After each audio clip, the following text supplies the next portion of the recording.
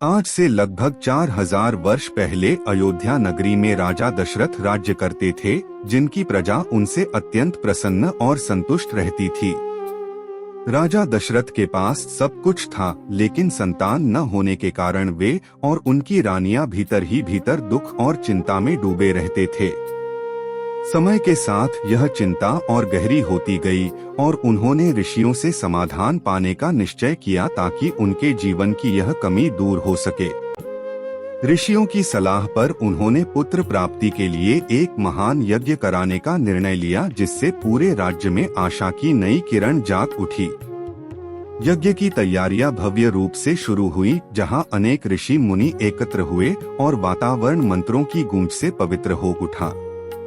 यज्ञ के पूर्ण होने के बाद समय बीता और अंततः वह शुभ क्षण आया जब राजा दशरथ के यहाँ 4 पुत्रों का जन्म हुआ। चारों राजकुमारों के नाम रखे गए राम, लक्ष्मण, भरत और शत्रुघ्न, जिससे अयोध्या में उत्सव का माहौल बन गया। पूरा नगर खुशियों में डूब गया, हर ओर संगीत और उत्सव का वातावरण था और लोग अपने राजकुमारों को देखने के लिए उत्साहित थे। चारों राजकुमारों का बचपन प्रेम, स्नेह और आनंद में बीतने लगा, जहां वे महल के आंगन में खेलते और धीरे धीरे बड़े होने लगे। राम बचपन से ही शांत, गंभीर और मर्यादित स्वभाव के थे, जबकि लक्ष्मण सदा उनके साथ रहते थे। भरत और शत्रुघ्न भी आपस में गहरे प्रेम से जुड़े थे और चारों भाई मिलकर समय बिताते थे। महल के आंगन में उनके खेलकूद में भी अनुशासन दिखाई देने लगा, जैसे वे अनजाने में ही भविष्य की जिम्मेदारियों के लिए तैयार हो रहे हों। धीरे धीरे उनका बचपन समाप्त होने लगा और अब उन्हें उच्च शिक्षा और जीवन के गहरे ज्ञान के लिए तैयार किया जाने लगा। राजा दशरथ ने उन्हें गुरु आश्रम भेजने का निर्णय लिया ताकि वे सादगी और अनुशासन के बीच वास्तविक ज्ञान प्राप्त कर सकें। गुरु आश्रम का जीवन महल से बिल्कुल अलग था, जहां सादगी, नियम और कठोर परिश्रम उनके दैनिक जीवन का हिस्सा बन गया। वहां उन्हें वेद, शास्त्र, धनुर्विद्या और आत्मसंयम की शिक्षा दी गई, जिससे उनका व्यक्तित्व और अधिक मजबूत होता गया। राम ने हर शिक्षा को धैर्य और समर्पण के साथ ग्रहण किया और अपने आचरण से गुरुजनों को प्रभावित किया। लक्ष्मण हमेशा राम के साथ रहते और हर परिस्थिति में उनका साथ निभाते, जिससे उनका संबंध और गहरा होता गया। भरत और शत्रुघ्न भी अपनी अपनी शिक्षा में दक्ष होते गए और चारों भाई अपने गुणों से आश्रम में अलग पहचान बनाने लगे। समय बीतता गया और उनकी शिक्षा धीरे धीरे पूर्णता की ओर बढ़ने लगी, जिससे वे एक नए जीवन चरण के लिए तैयार हो रहे थे। इसी दौरान आश्रम में एक नई चुनौती आने वाली थी, जो उनके ज्ञान और साहस दोनों की परीक्षा लेने वाली थी। महर्षि विश्वामित्र ने राम और लक्ष्मण को अपने साथ वन में ले जाने का निर्णय लिया ताकि वे यज्ञ की रक्षा कर सकें। राम और लक्ष्मण ने गुरु की आज्ञा का पालन किया और उनके साथ वन की ओर प्रस्थान किया, जहां उन्हें असली परीक्षा का सामना करना था। वन में प्रवेश करते ही उन्हें राक्षसों का सामना करना पड़ा, लेकिन उन्होंने साहस और कौशल से उन्हें पराजित कर दिया। इस विजय के बाद राम की वीरता की चर्चा दूर दूर तक फैल गई और लोग उन्हें एक महान योद्धा के रूप में देखने लगे। गुरु विश्वामित्र ने उनकी क्षमता को पहचान लिया और उन्हें आगे एक महत्वपूर्ण स्थान पर ले जाने का निर्णय किया। वे उन्हें मिथिला की ओर लेकर चले, जहां एक ऐसा आयोजन होने वाला था जो उनके जीवन की दिशा बदल देगा। मिथिला नगरी में राजा जनक ने अपनी पुत्री सीता के स्वयंवर की घोषणा की थी। इस स्वयंवर में एक विशाल और दिव्य धनुष रखा गया था, जिसे उठाना और चलाना किसी भी राजा के लिए संभव नहीं हो पा रहा था। अनेक राजा प्रयास कर चुके थे, लेकिन कोई भी सफल नहीं हुआ, जिससे सभा में निराशा और तनाव का माहौल बन गया। जब राम आगे बढ़े तो पूरे सभा में सन्नाटा छा गया और सभी की नजरें उन पर टिक गईं। राम ने सहजता से उस दिव्य धनुष को उठाया और खींचते ही वह टूट गया, जिससे पूरा वातावरण आश्चर्य से भर उठा। इस घटना के बाद सीता ने राम को अपना पति स्वीकार किया और उनका विवाह निश्चित हुआ।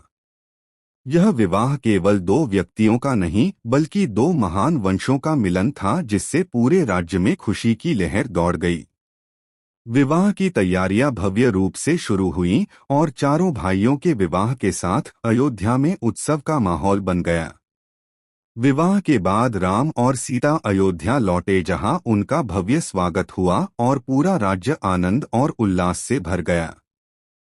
कुछ समय तक सब कुछ शांत और सुखद रहा, लेकिन धीरे धीरे परिस्थितियां बदलने लगीं और कहानी एक नए मोड़ की ओर बढ़ने लगी। राजा दशरथ ने राम को युवराज बनाने का निर्णय लिया, जिससे पूरे नगर में उत्साह और खुशी फैल गई।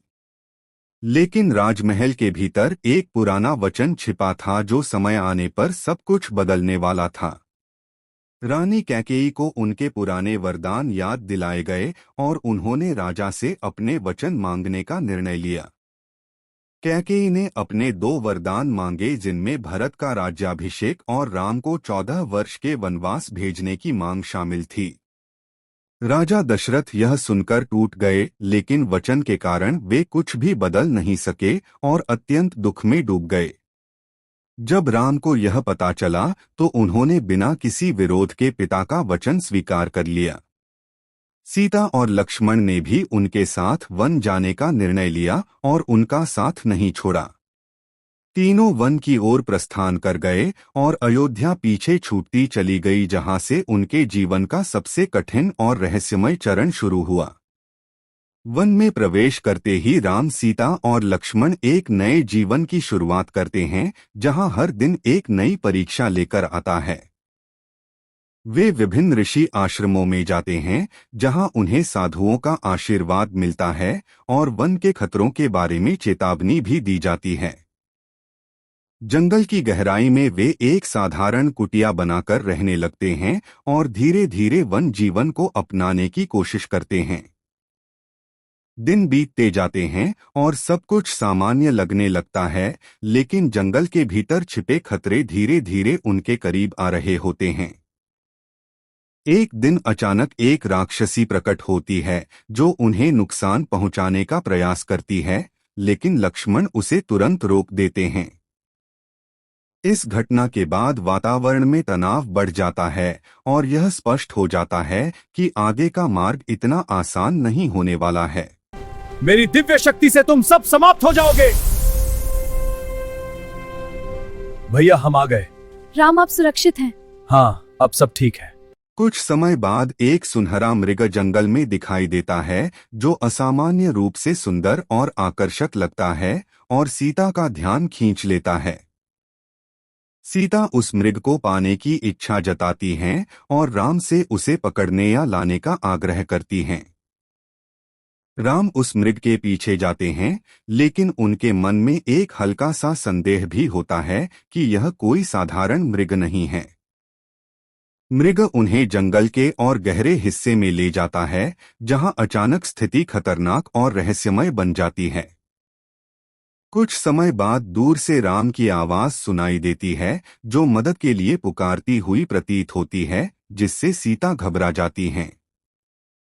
सीता लक्ष्मण से राम की सहायता के लिए जाने को कहती हैं, लेकिन लक्ष्मण समझते हैं कि यह कोई चाल हो सकती है।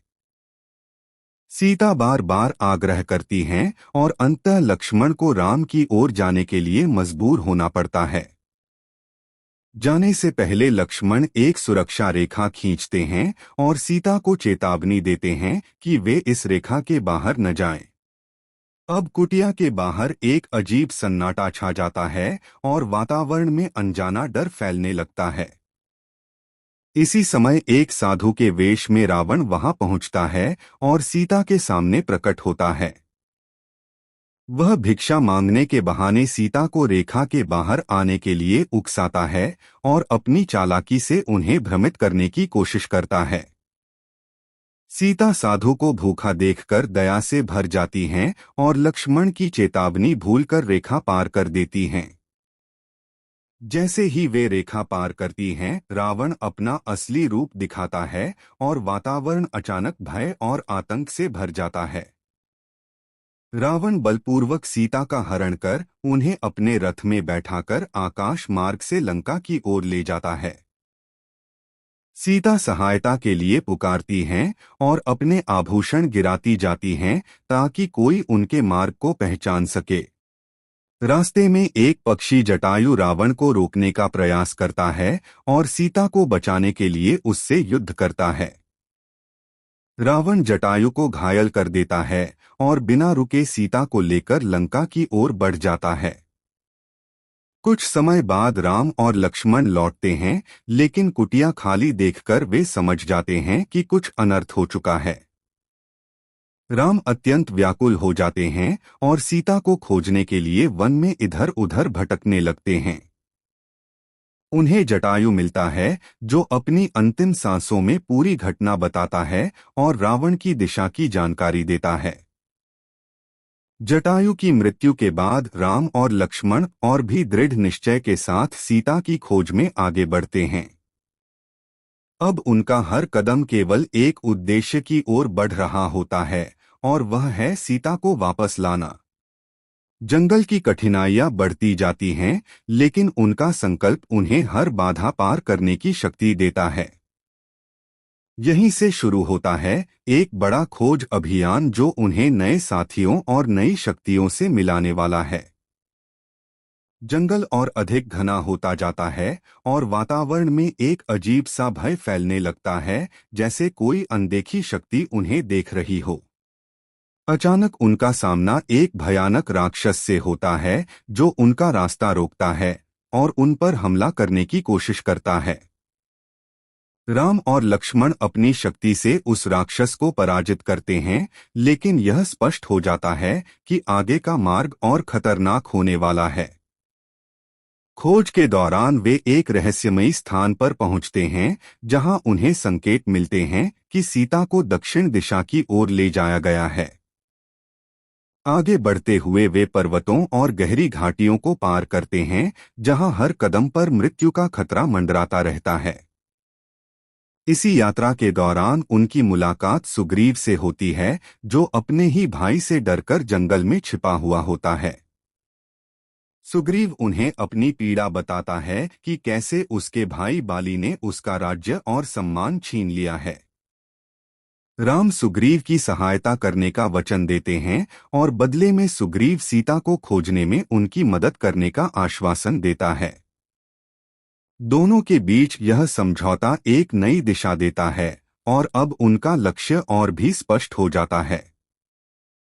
सुग्रीव राम को अपने भाई बाली की शक्ति के बारे में बताता है, जो अत्यंत बलशाली और अजेय माना जाता है।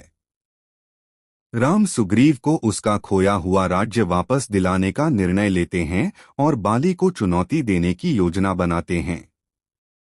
जब सुग्रीव बाली को ललकारता है, तो दोनों भाइयों के बीच भयंकर युद्ध शुरू हो जाता है। युद्ध इतना उग्र होता है कि धरती कांपने लगती है और दोनों की शक्ति से पूरा जंगल हिल उठता है। उचित समय देखकर राम बाली पर एक घातक बाण चलाते हैं, जिससे उसका अंत हो जाता है। बाली के अंत के बाद सुग्रीव को उसका राज्य वापस मिल जाता है और वह राम का आभारी हो जाता है। अब सुग्रीव अपने वानर सेना को आदेश देता है कि वे हर दिशा में जाकर सीता की खोज करें। इसी समय एक विशेष योद्धा सामने आता है, जिसका नाम हनुमान होता है और जिसकी शक्ति असाधारण होती है।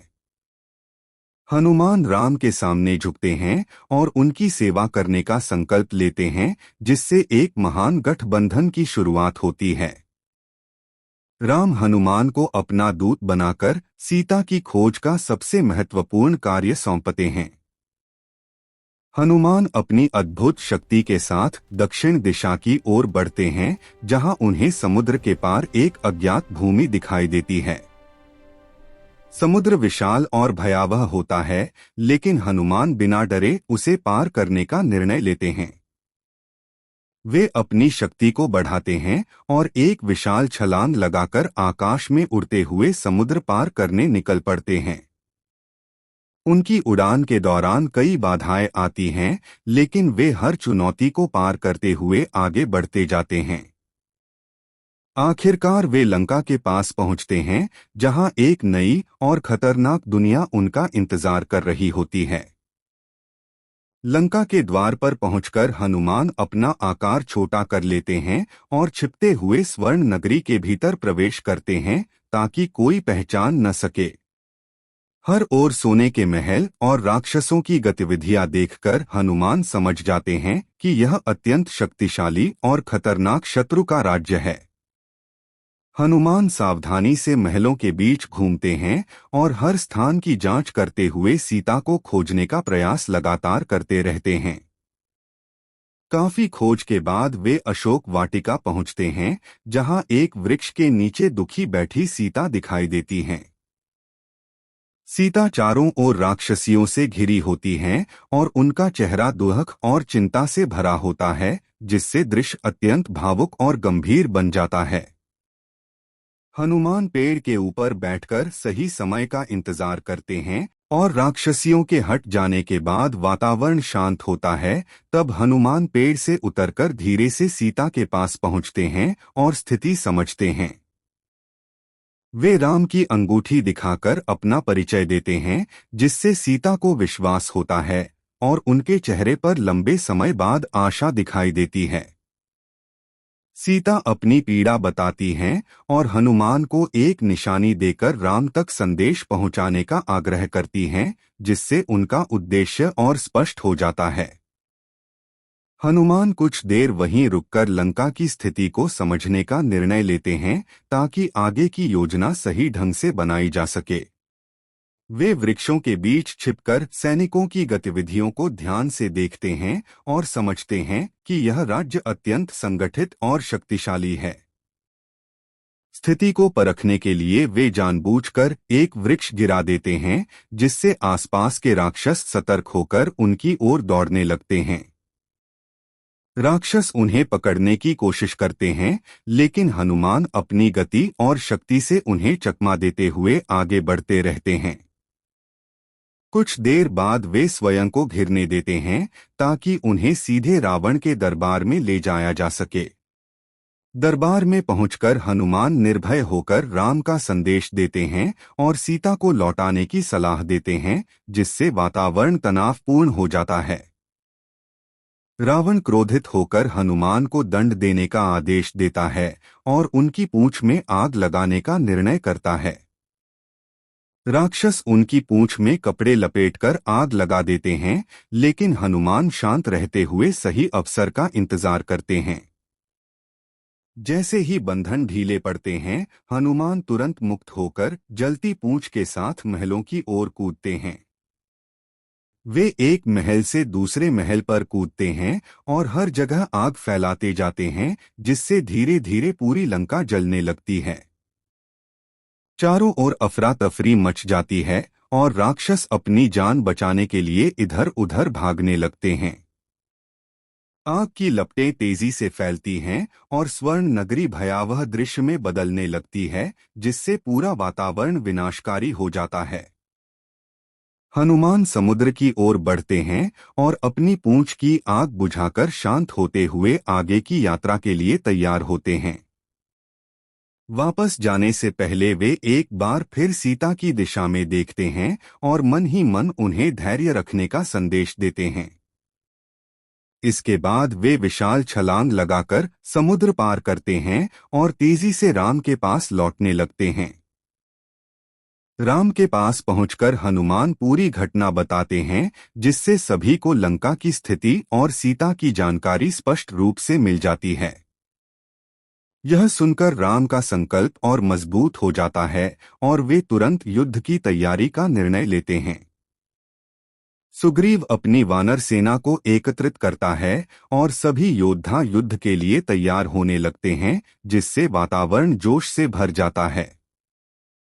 सेना समुद्र किनारे पहुंचती है, जहां सभी इस बात पर विचार करते हैं कि विशाल जल को पार कैसे किया जाए। राम समुद्र से मार्ग देने की प्रार्थना करते हैं, लेकिन जब उत्तर नहीं मिलता तो उनका धैर्य टूटने लगता है। वे क्रोध में अपना धनुष उठाते हैं, तभी समुद्र देव प्रकट होकर उन्हें शांत करते हैं और समाधान बताते हैं। समुद्र देव के सुझाव पर वानर सेना पत्थरों और वृक्षों से सेतु बनाना शुरू करती है, जिससे धीरे धीरे मार्ग तैयार होने लगता है। दिन रात मेहनत के बाद विशाल पुल तैयार होता है और पूरी सेना लंका की ओर बढ़ने के लिए तैयार हो जाती है। सेना आगे बढ़ती है और लंका के पास पहुंचकर युद्ध के लिए अपनी स्थिति बनाती है, जिससे तनावपूर्ण वातावरण तैयार हो जाता है। अब दोनों सेनाएं आमने सामने खड़ी होती हैं और एक भयंकर युद्ध शुरू होने वाला होता है, जो इतिहास बदलने वाला है। दोनों सेनाएं आमने सामने खड़ी होती हैं और वातावरण में तनाव भर जाता है। तभी राम की सेना आगे बढ़ने का संकेत देती है। वानर सेना जोरदार गर्जना के साथ हमला करती है और चारों ओर युद्ध की आवाजें गूंजने लगती हैं, जिससे धरती कांपने लगती है। राक्षस सेना भी पूरी शक्ति से जवाब देती है और दोनों ओर से भयंकर टकराव शुरू हो जाता है, जिससे वातावरण युद्धमय हो उठता है। हर दिशा में संघर्ष चलता है और योद्धा अपनी पूरी ताकत से एक दूसरे पर प्रहार करते हैं, जिससे युद्ध और भी उग्र हो जाता है। इसी बीच हनुमान अपनी शक्ति से कई राक्षसों को पराजित करते हैं और सेना का मनोबल बढ़ाते हैं। राक्षसों की ओर से मेघनाद युद्ध में प्रवेश करता है और अपनी चालाकी से वानर सेना को भारी नुकसान पहुंचाता है। उसके हमलों से लक्ष्मण घायल हो जाते हैं और पूरे युद्ध में चिंता का माहौल फैल जाता है। हनुमान तुरंत पर्वत की ओर जाते हैं और जीवनदायिनी औषधि लेकर लौटते हैं, जिससे लक्ष्मण फिर से खड़े हो जाते हैं। लक्ष्मण के वापस आने से सेना का उत्साह बढ़ जाता है और वे दुगुने जोश के साथ फिर से युद्ध में उतर जाते हैं। अब युद्ध और भी भयानक रूप ले लेता है और हर योद्धा अपनी पूरी शक्ति के साथ निर्णायक लड़ाई के लिए तैयार होता है। इसी समय कुंभकर्ण युद्ध में आता है और अपनी विशाल शक्ति से वानर सेना को तेजी से पीछे धकेलने लगता है। उसकी ताकत से कई योद्धा गिरने लगते हैं, लेकिन राम स्वयं आगे बढ़ते हैं और उसका सामना करने का निश्चय करते हैं। राम अपने सटीक और शक्तिशाली बाणों से कुंभकर्ण को रोकते हैं और अंततः उसे पराजित कर युद्ध से बाहर कर देते हैं। कुंभकर्ण के गिरते ही राक्षस सेना का मनोबल कमजोर होने लगता है और युद्ध का रुख धीरे धीरे बदलने लगता है। अब सभी की नजरें अंतिम और निर्णायक युद्ध पर टिक जाती हैं, जो पूरी लड़ाई का परिणाम तय करने वाला होता है। रावण स्वयं युद्ध में उतरता है और उसका भयानक रूप देखकर दोनों सेनाओं के बीच गहरा सन्नाटा छा जाता है। रावण अपनी शक्तियों का प्रदर्शन करते हुए चारों ओर विनाशकारी हमले करता है, जिससे पूरा युद्ध क्षेत्र और भी खतरनाक हो जाता है। राम शांत और संयमित रहते हुए उसका सामना करते हैं और दोनों के बीच एक लंबा और भयंकर युद्ध शुरू हो जाता है। दोनों योद्धा लगातार एक दूसरे पर प्रहार करते हैं और हर वार के साथ युद्ध और भी उग्र और निर्णायक बनता जाता है। अंततः सही समय देखकर राम एक दिव्य बाण चलाते हैं, जो सीधे रावण को गंभीर रूप से घायल कर देता है। रावण धीरे धीरे कमजोर पड़ने लगता है और उसकी शक्ति समाप्त होने लगती है, जिससे उसके अंत का संकेत स्पष्ट दिखाई देता है। रावण के गिरते ही राक्षस सेना बिखर जाती है और युद्ध धीरे धीरे समाप्ति की ओर बढ़ने लगता है। युद्ध के बाद वातावरण शांत होने लगता है और विजय की भावना चारों ओर फैल जाती है, जिससे सभी में राहत का अनुभव होता है। राम सीता को मुक्त कराते हैं और उनके साथ पुनः मिलन होता है, जो भावनाओं से भरा क्षण बन जाता है। इसके बाद सभी अयोध्या लौटने की तैयारी करते हैं और विजय के साथ वापसी की यात्रा शुरू करते हैं। अयोध्या पहुंचने पर पूरे राज्य में उत्सव मनाया जाता है और लोग अपने प्रिय राजा के स्वागत में उमड़ पड़ते हैं। राम का राज्याभिषेक होता है और वे धर्म और न्याय के साथ राज्य चलाने का संकल्प लेते हैं, जिससे आदर्श शासन की शुरुआत होती है। समय के साथ अयोध्या में सुख शांति और समृद्धि स्थापित हो जाती है और सभी लोग प्रसन्नता से जीवन बिताने लगते हैं। राम का आदर्श राज्य आने वाली पीढ़ियों के लिए प्रेरणा बनता है और उनकी कथा सदियों तक लोगों को मार्गदर्शन देती रहती है। इस महान कथा से यह सीख मिलती है कि सत्य और धर्म की हमेशा विजय होती है और अंत में बुराई का नाश निश्चित होता है।